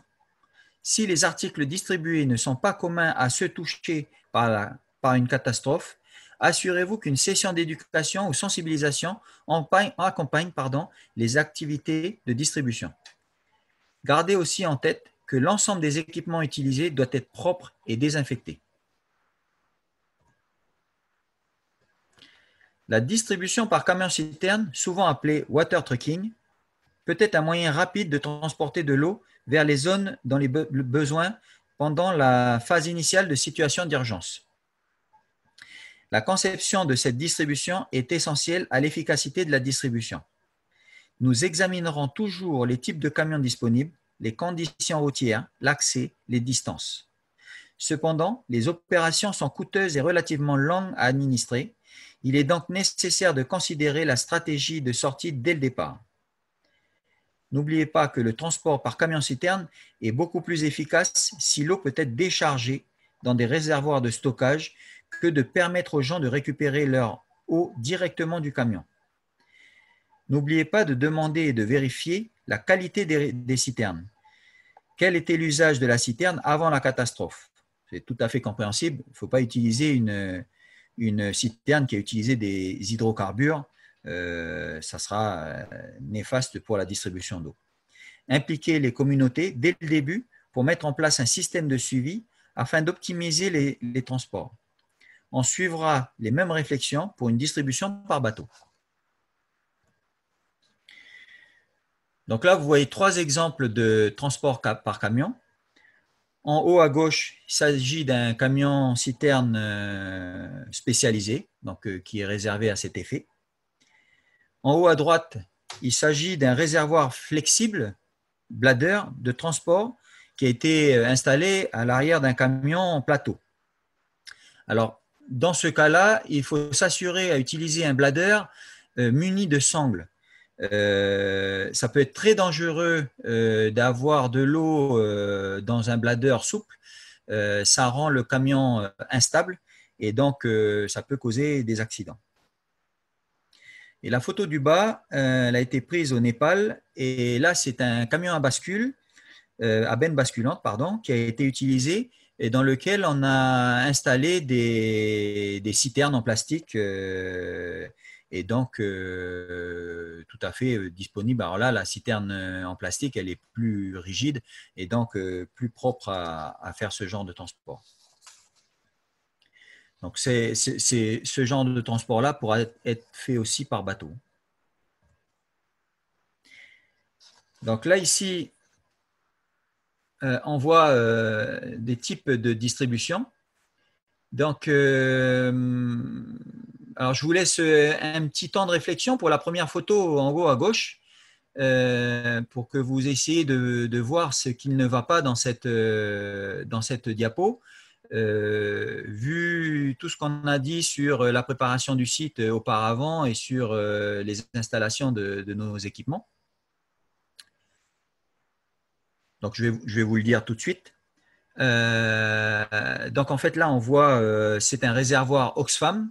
C'est le Oxfam T11.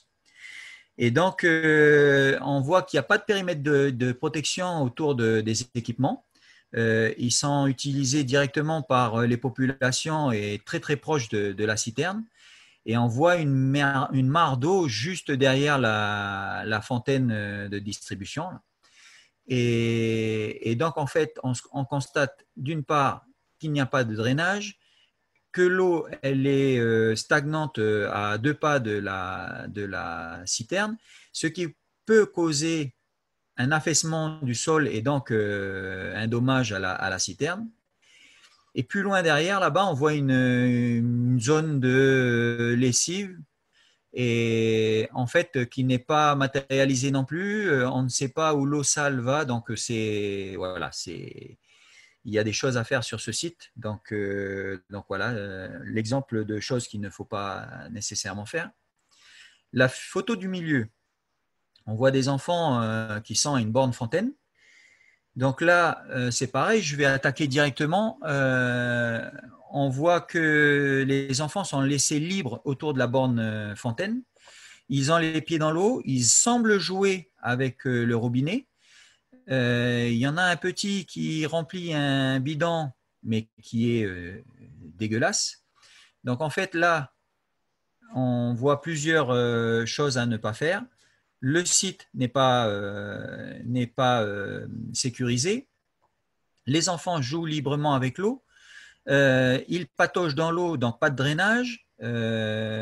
Les contenants utilisés sont sales et peut-être pas appropriés aussi aux enfants. C'est-à-dire que là, en fait, chaque enfant va emporter chacun 5 kilos à bout de bras avec leur jeune âge. Donc voilà, des choses à voir. Il y a aussi le gaspillage d'eau, hein, bien sûr, qu'on voit tout de suite. Et en haut à gauche, vous avez un exemple d'un équipement qui a été installé lors d'une formation qui s'est déroulée au Timor. Et donc là, vous voyez qu'on a installé alors il faut être ingénieux parce que toutes les situations sont différentes. Et là, ils ont installé une citerne en plastique sur des agglos pour pouvoir, on voit qu'en fait, ils sont en train d'installer un tuyau et ils vont faire certainement une borne fontaine par gravité. Donc là, pas de nécessité de pompage. Les agglos, dans ce cas-là, peuvent être réutilisés après la période d'urgence pour des constructions. On voit que derrière, il y a une maison en construction. Et vous voyez derrière les opérateurs, là, des bidons blancs. Et donc, en fait, c'est le genre de bidon qu'on peut distribuer lors de nos interventions. Et on voit là qu'ils sont propres à l'utilisation. Je vais passer la parole à mon suivant. Je crois que c'est Simon. Merci Jean-Michel. Je vais retenter ma chance avec la connexion et l'audio. Alors faites-nous savoir si mon son va et vient comme d'habitude. Si c'est le cas, je passerai la parole à Ludovic en espérant que sans la vidéo, ce soit mieux. Maintenant, on va rentrer un petit peu dans le détail de deux dispositifs de traitement d'eau qui existent au sein du mouvement Croix-Rouge et en Calédonie. Alors, premièrement, c'est le module M40 qui se compose de trois parties. Une partie de traitement, une partie de distribution, soit en direct avec des robinets, soit distribution vers des camions-citernes, et une partie assainissement de base et promotion de l'hygiène pour un certain nombre de personnes. Donc, c'est un module qui permet de traiter et distribuer de l'eau pour des grandes populations. Ça traite jusqu'à 600 000 litres par jour, donc ce qui correspond, en utilisant 15 litres par personne et par jour, à 40 000 personnes, d'où son nom M40, pour 40 000 personnes. Ce module peut assurer de la promotion de l'hygiène et un assainissement de base pour 5 000 personnes. Donc, beaucoup de personnes pour l'eau, 5 000 personnes pour l'assainissement et l'hygiène. Dans sa condition, le module M40 a une capacité de faire de la distribution directe, plus de la distribution par camion, et de mettre en place jusqu'à 9 points de stockage dans la ville ou dans l'endroit où on va distribuer, pour une capacité totale de 75 000 litres. Les conditions pour faire de la distribution par camion sont bien sûr la distribution de camions ou de bateaux si on transporte par bateau, le carburant, que la route soit accessible pour des camions. Si on regarde l'aspect traitement d'eau, en haut, on a l'accès à la ressource, l'eau brute. Donc, on la pompe faire 2 réservoirs de 70 mètres cubes, ce qui est assez gros, où on va réaliser ce que Ludovic décrivait, le processus de coagulation, floculation, décantation, en rajoutant du sulfate d'aluminium. Ensuite, une fois que tout a décanté, on a laissé le temps pour que les flocs tombent au fond du réservoir, on va envoyer cette eau vers un réservoir de 95 mètres cubes dans lequel on va rajouter du chlore. Là où Pascal vous a dit comment calculer la dose de chlore à rajouter dans cette citerne. Et ensuite, soit distribué vers des bornes fontaines, vers des camions, vers des réservoirs. La slide suivante, on va voir quelques exemples de mise en œuvre de cette M40. Donc ça, c'est en Irak, sur l'opération de libération de Mossoul, où le Croissant-Rouge irakien et la Croix-Rouge française ont installé une M40 en pompant de l'eau dans le Tigre et en faisant tout le processus que je vous ai décrit précédemment. Comme vous pouvez le voir, le site est sécurisé, ça prend beaucoup de place, l'équivalent d'une moitié de terrain de foot, un quart de terrain de foot. Donc c'est à lorsqu'on déploie ça. Ouais. Simon, a priori, il y a encore des problèmes de son. Tant pis, je suis désolé. Mais je vais vous laisser voir la nomade ensuite avec Ludovic. Ok, tu continues à présenter l'écran? Ouais, j'ai fini sur la M40. Donc, on passe sur la nomade qui est la machine qui est disponible en Nouvelle-Calédonie. Ouais, ok.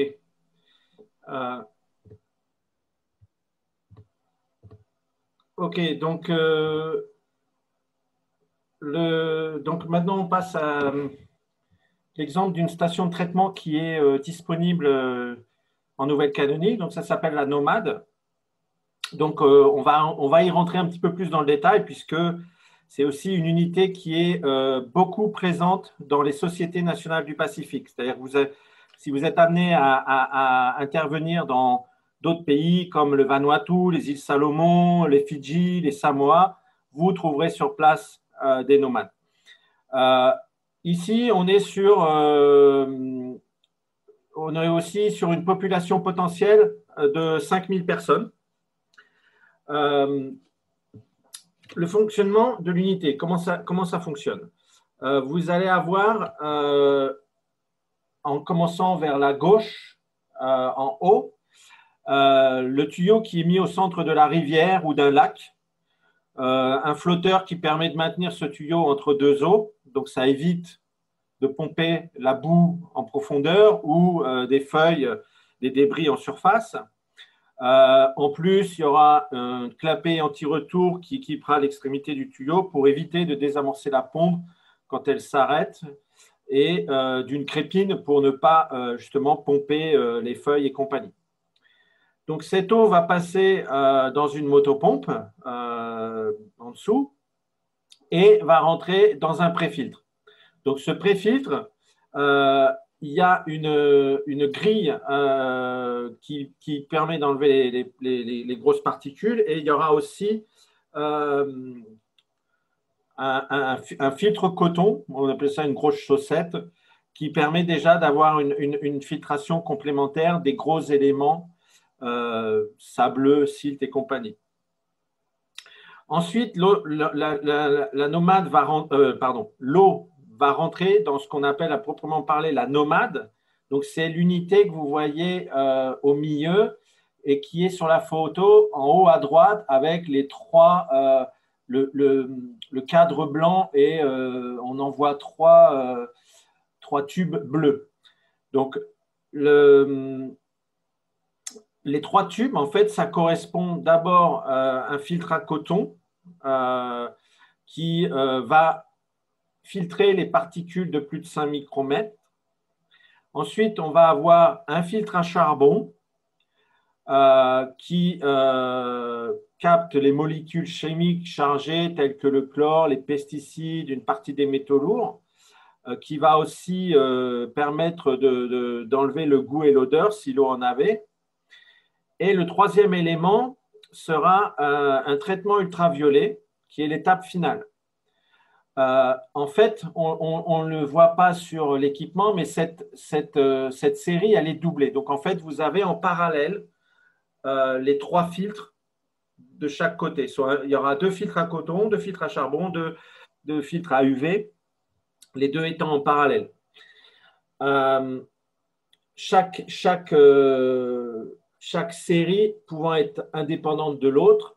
Donc, en gros, s'il y a un problème avec l'unité UV, puisque l'unité dépend d'un groupe électrogène, vous pouvez, par exemple, passer que sur une ligne, mais dans ce cas-là, on ne pourra produire que 2,5 mètres-cubes.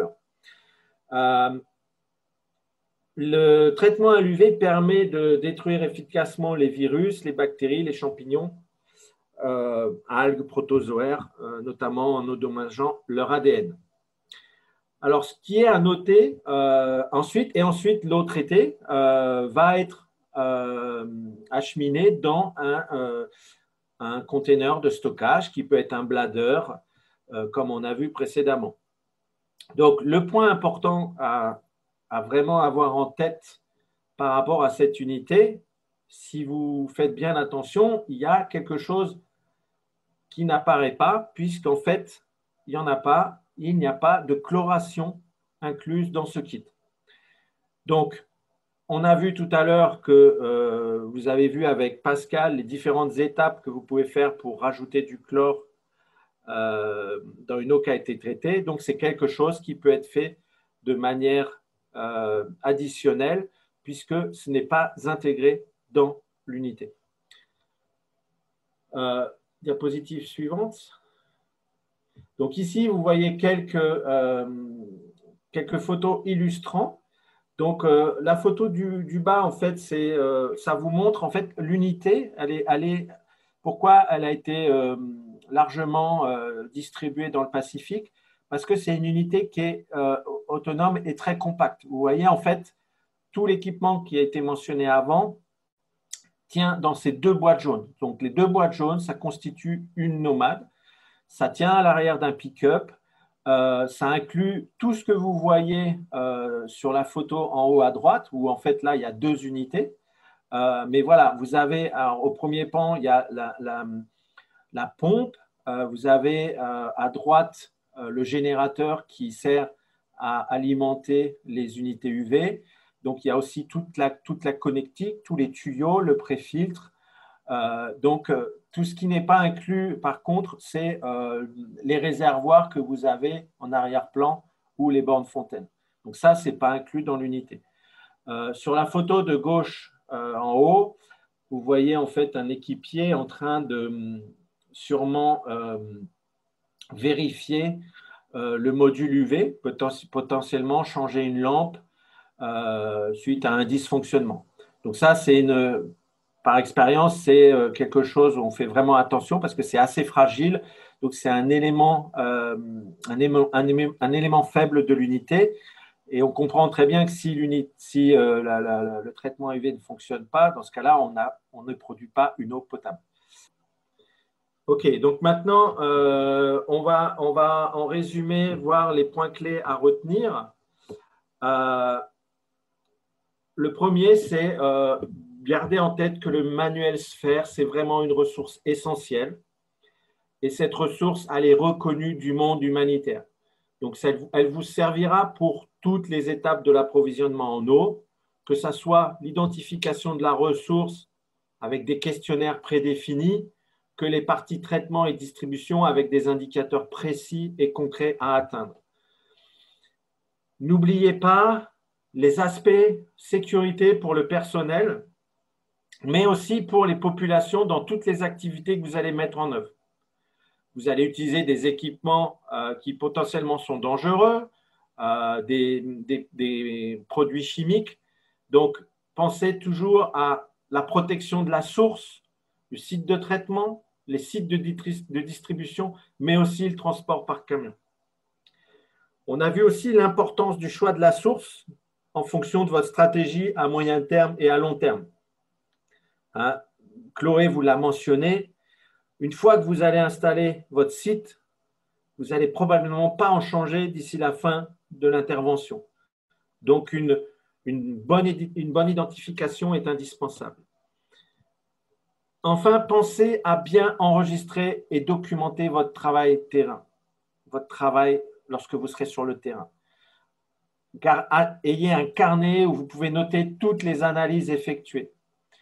On a mentionné la ressource est une ressource qui peut varier. Donc, c'est important de savoir dans votre carnet, par exemple, si l'eau de la rivière qui vous sert de ressource, lorsqu'elle a une turbidité de 120, vous avez besoin de mettre tant d'alumine sulfate. Donc, ça, c'est des données qui pourront être utiles à vos collègues qui passeront après vous. Ça servira donc à la prochaine passation, à la prochaine rotation, mais c'est aussi utile pour la Société nationale. C'est-à-dire, dans beaucoup de cas, les interventions sont transférées à la Société nationale. Pensez aussi, même si vous êtes sur la première rotation, vous arrivez à la stratégie de sortie. Dans certains cas, il est plus facile de réfléchir à comment restaurer la source d'eau qu'utilisaient les populations avant que de faire de la distribution par camion coûteuse pendant des mois. Et enfin, intégrer au maximum la communauté à toutes les étapes, car cela ne servira à rien de produire une eau de très bonne qualité qui ne sera pas consommée ensuite par les populations. On vous l'a dit à plusieurs reprises, une eau potentiellement trop chlorée, qui n'est pas bu par les gens et donc qui retourne finalement à boire l'eau de la rivière, on a perdu le combat. Concernant les ouvrages et sites de référence, vous trouverez donc sur la page qu'on va vous montrer juste après, vous allez avoir différents documents. Vous allez avoir les checklists pour l'évaluation initiale des besoins d'approvisionnement en eau. Merci. Donc, le checklist qu'on a mentionné, que Chloé a mentionné, vous trouverez page 161 à 166. Il y a vraiment beaucoup de questions qui sont très utiles à se poser. Vous trouverez aussi le WASH Assessment Primary Question du UNHCR, qui est aussi un outil intéressant. On a mentionné les enquêtes sanitaires, dont vous trouverez les exemples en français qui sont extraits du livre d'ACF. Vous aurez 5 manuels, malheureusement en anglais, on ne les a pas en français, 5 manuels d'Oxfam qui parlent un peu plus en détail du traitement, de la filtration, de la coagulation des infections, du stockage et de la distribution. Donc, par exemple, si vous êtes intéressé, parce que Jean-Michel vous a mentionné comme le montage d'un temps Oxfam, il est décrit dans ces ouvrages-là.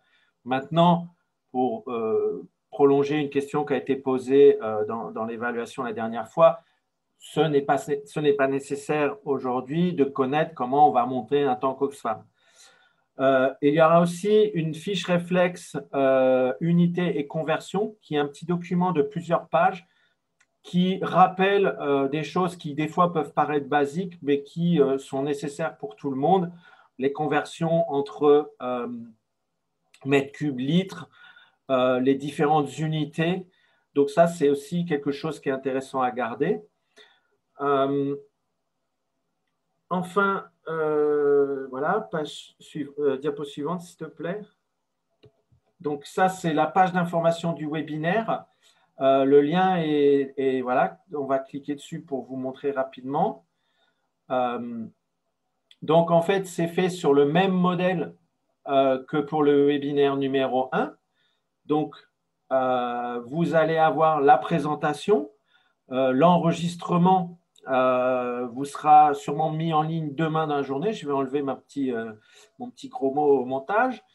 Ensuite, vous avez le test. Donc, on est sur le même format. 3 essais maximum par personne avec 20 questions. L'objectif est d'obtenir une note de 16 sur 20 minimum. Le lien sera actif à partir normalement de demain soir, mais peut-être plutôt samedi, enfin du 27-11, on va dire, au 14 décembre. L'idée est de faire les tests avant le prochain webinaire. Comme mentionné dans le précédent, nous recommandons potentiellement certaines questions les réponses, vous les trouverez dans les documents accompagnants, mais en comparaison par rapport au premier webinaire, il y en aura beaucoup moins. Ce sera a priori potentiellement plus facile. Ensuite, vous avez l'évaluation qui est sur le même format que pour le premier webinaire. Donc, nous vous recommandons de la faire parce que, comme mentionné lors de l'introduction, c'est vraiment utile pour nous pour améliorer, savoir si ça répond à vos attentes, mais aussi pouvoir améliorer et prendre en compte vos remarques ou vous expliquer aussi pourquoi, dans certains cas, on ne peut pas forcément prendre en compte certaines remarques. Et vous avez aussi accès, celui-là, vous le connaissez aussi, la foire aux questions, où vous avez le formulaire pour poser vos questions et nous répondons normalement au fil de l'eau. Je dis pas, normalement, dans les 24 heures, une réponse est apportée aux questions qui sont ajoutées dans le document foire aux questions webinaire qui est sur le même lien. Et ensuite, donc là, il y a beaucoup moins de documents que la première fois. Ils ont été organisés. Donc, il y a aussi un lien direct si vous voulez cliquer tout en une fois. Donc, vous avez le lien juste là. Voilà, c'est organisé. Vous avez les standards, donc le manuel sphère. Donc, celui-là, il est vraiment indispensable à avoir. Vous avez la chimie. Tout ce qui est en lien avec la chimie. Il manque un document que je n'ai pas eu le temps de finir, qui sera un document qui présentera le fonctionnement de la calculatrice pour le chlore du CICR, donc qui est disponible soit sur le Google Play, soit sur Apple. Ensuite, vous avez voilà, l'évaluation des besoins en WASH, où vous avez l'extrait du manuel de ACF, mais que Simon a aussi mis le manuel en entier disponible, si je ne me trompe pas. Et vous avez les checklists donc, de l'annexe FAIR, plus les documents du HCR qui sont intéressants. Et enfin, les documents liés au stockage et à la distribution qui, par contre, sont en anglais. Donc, le lien du site vous sera envoyé par mail.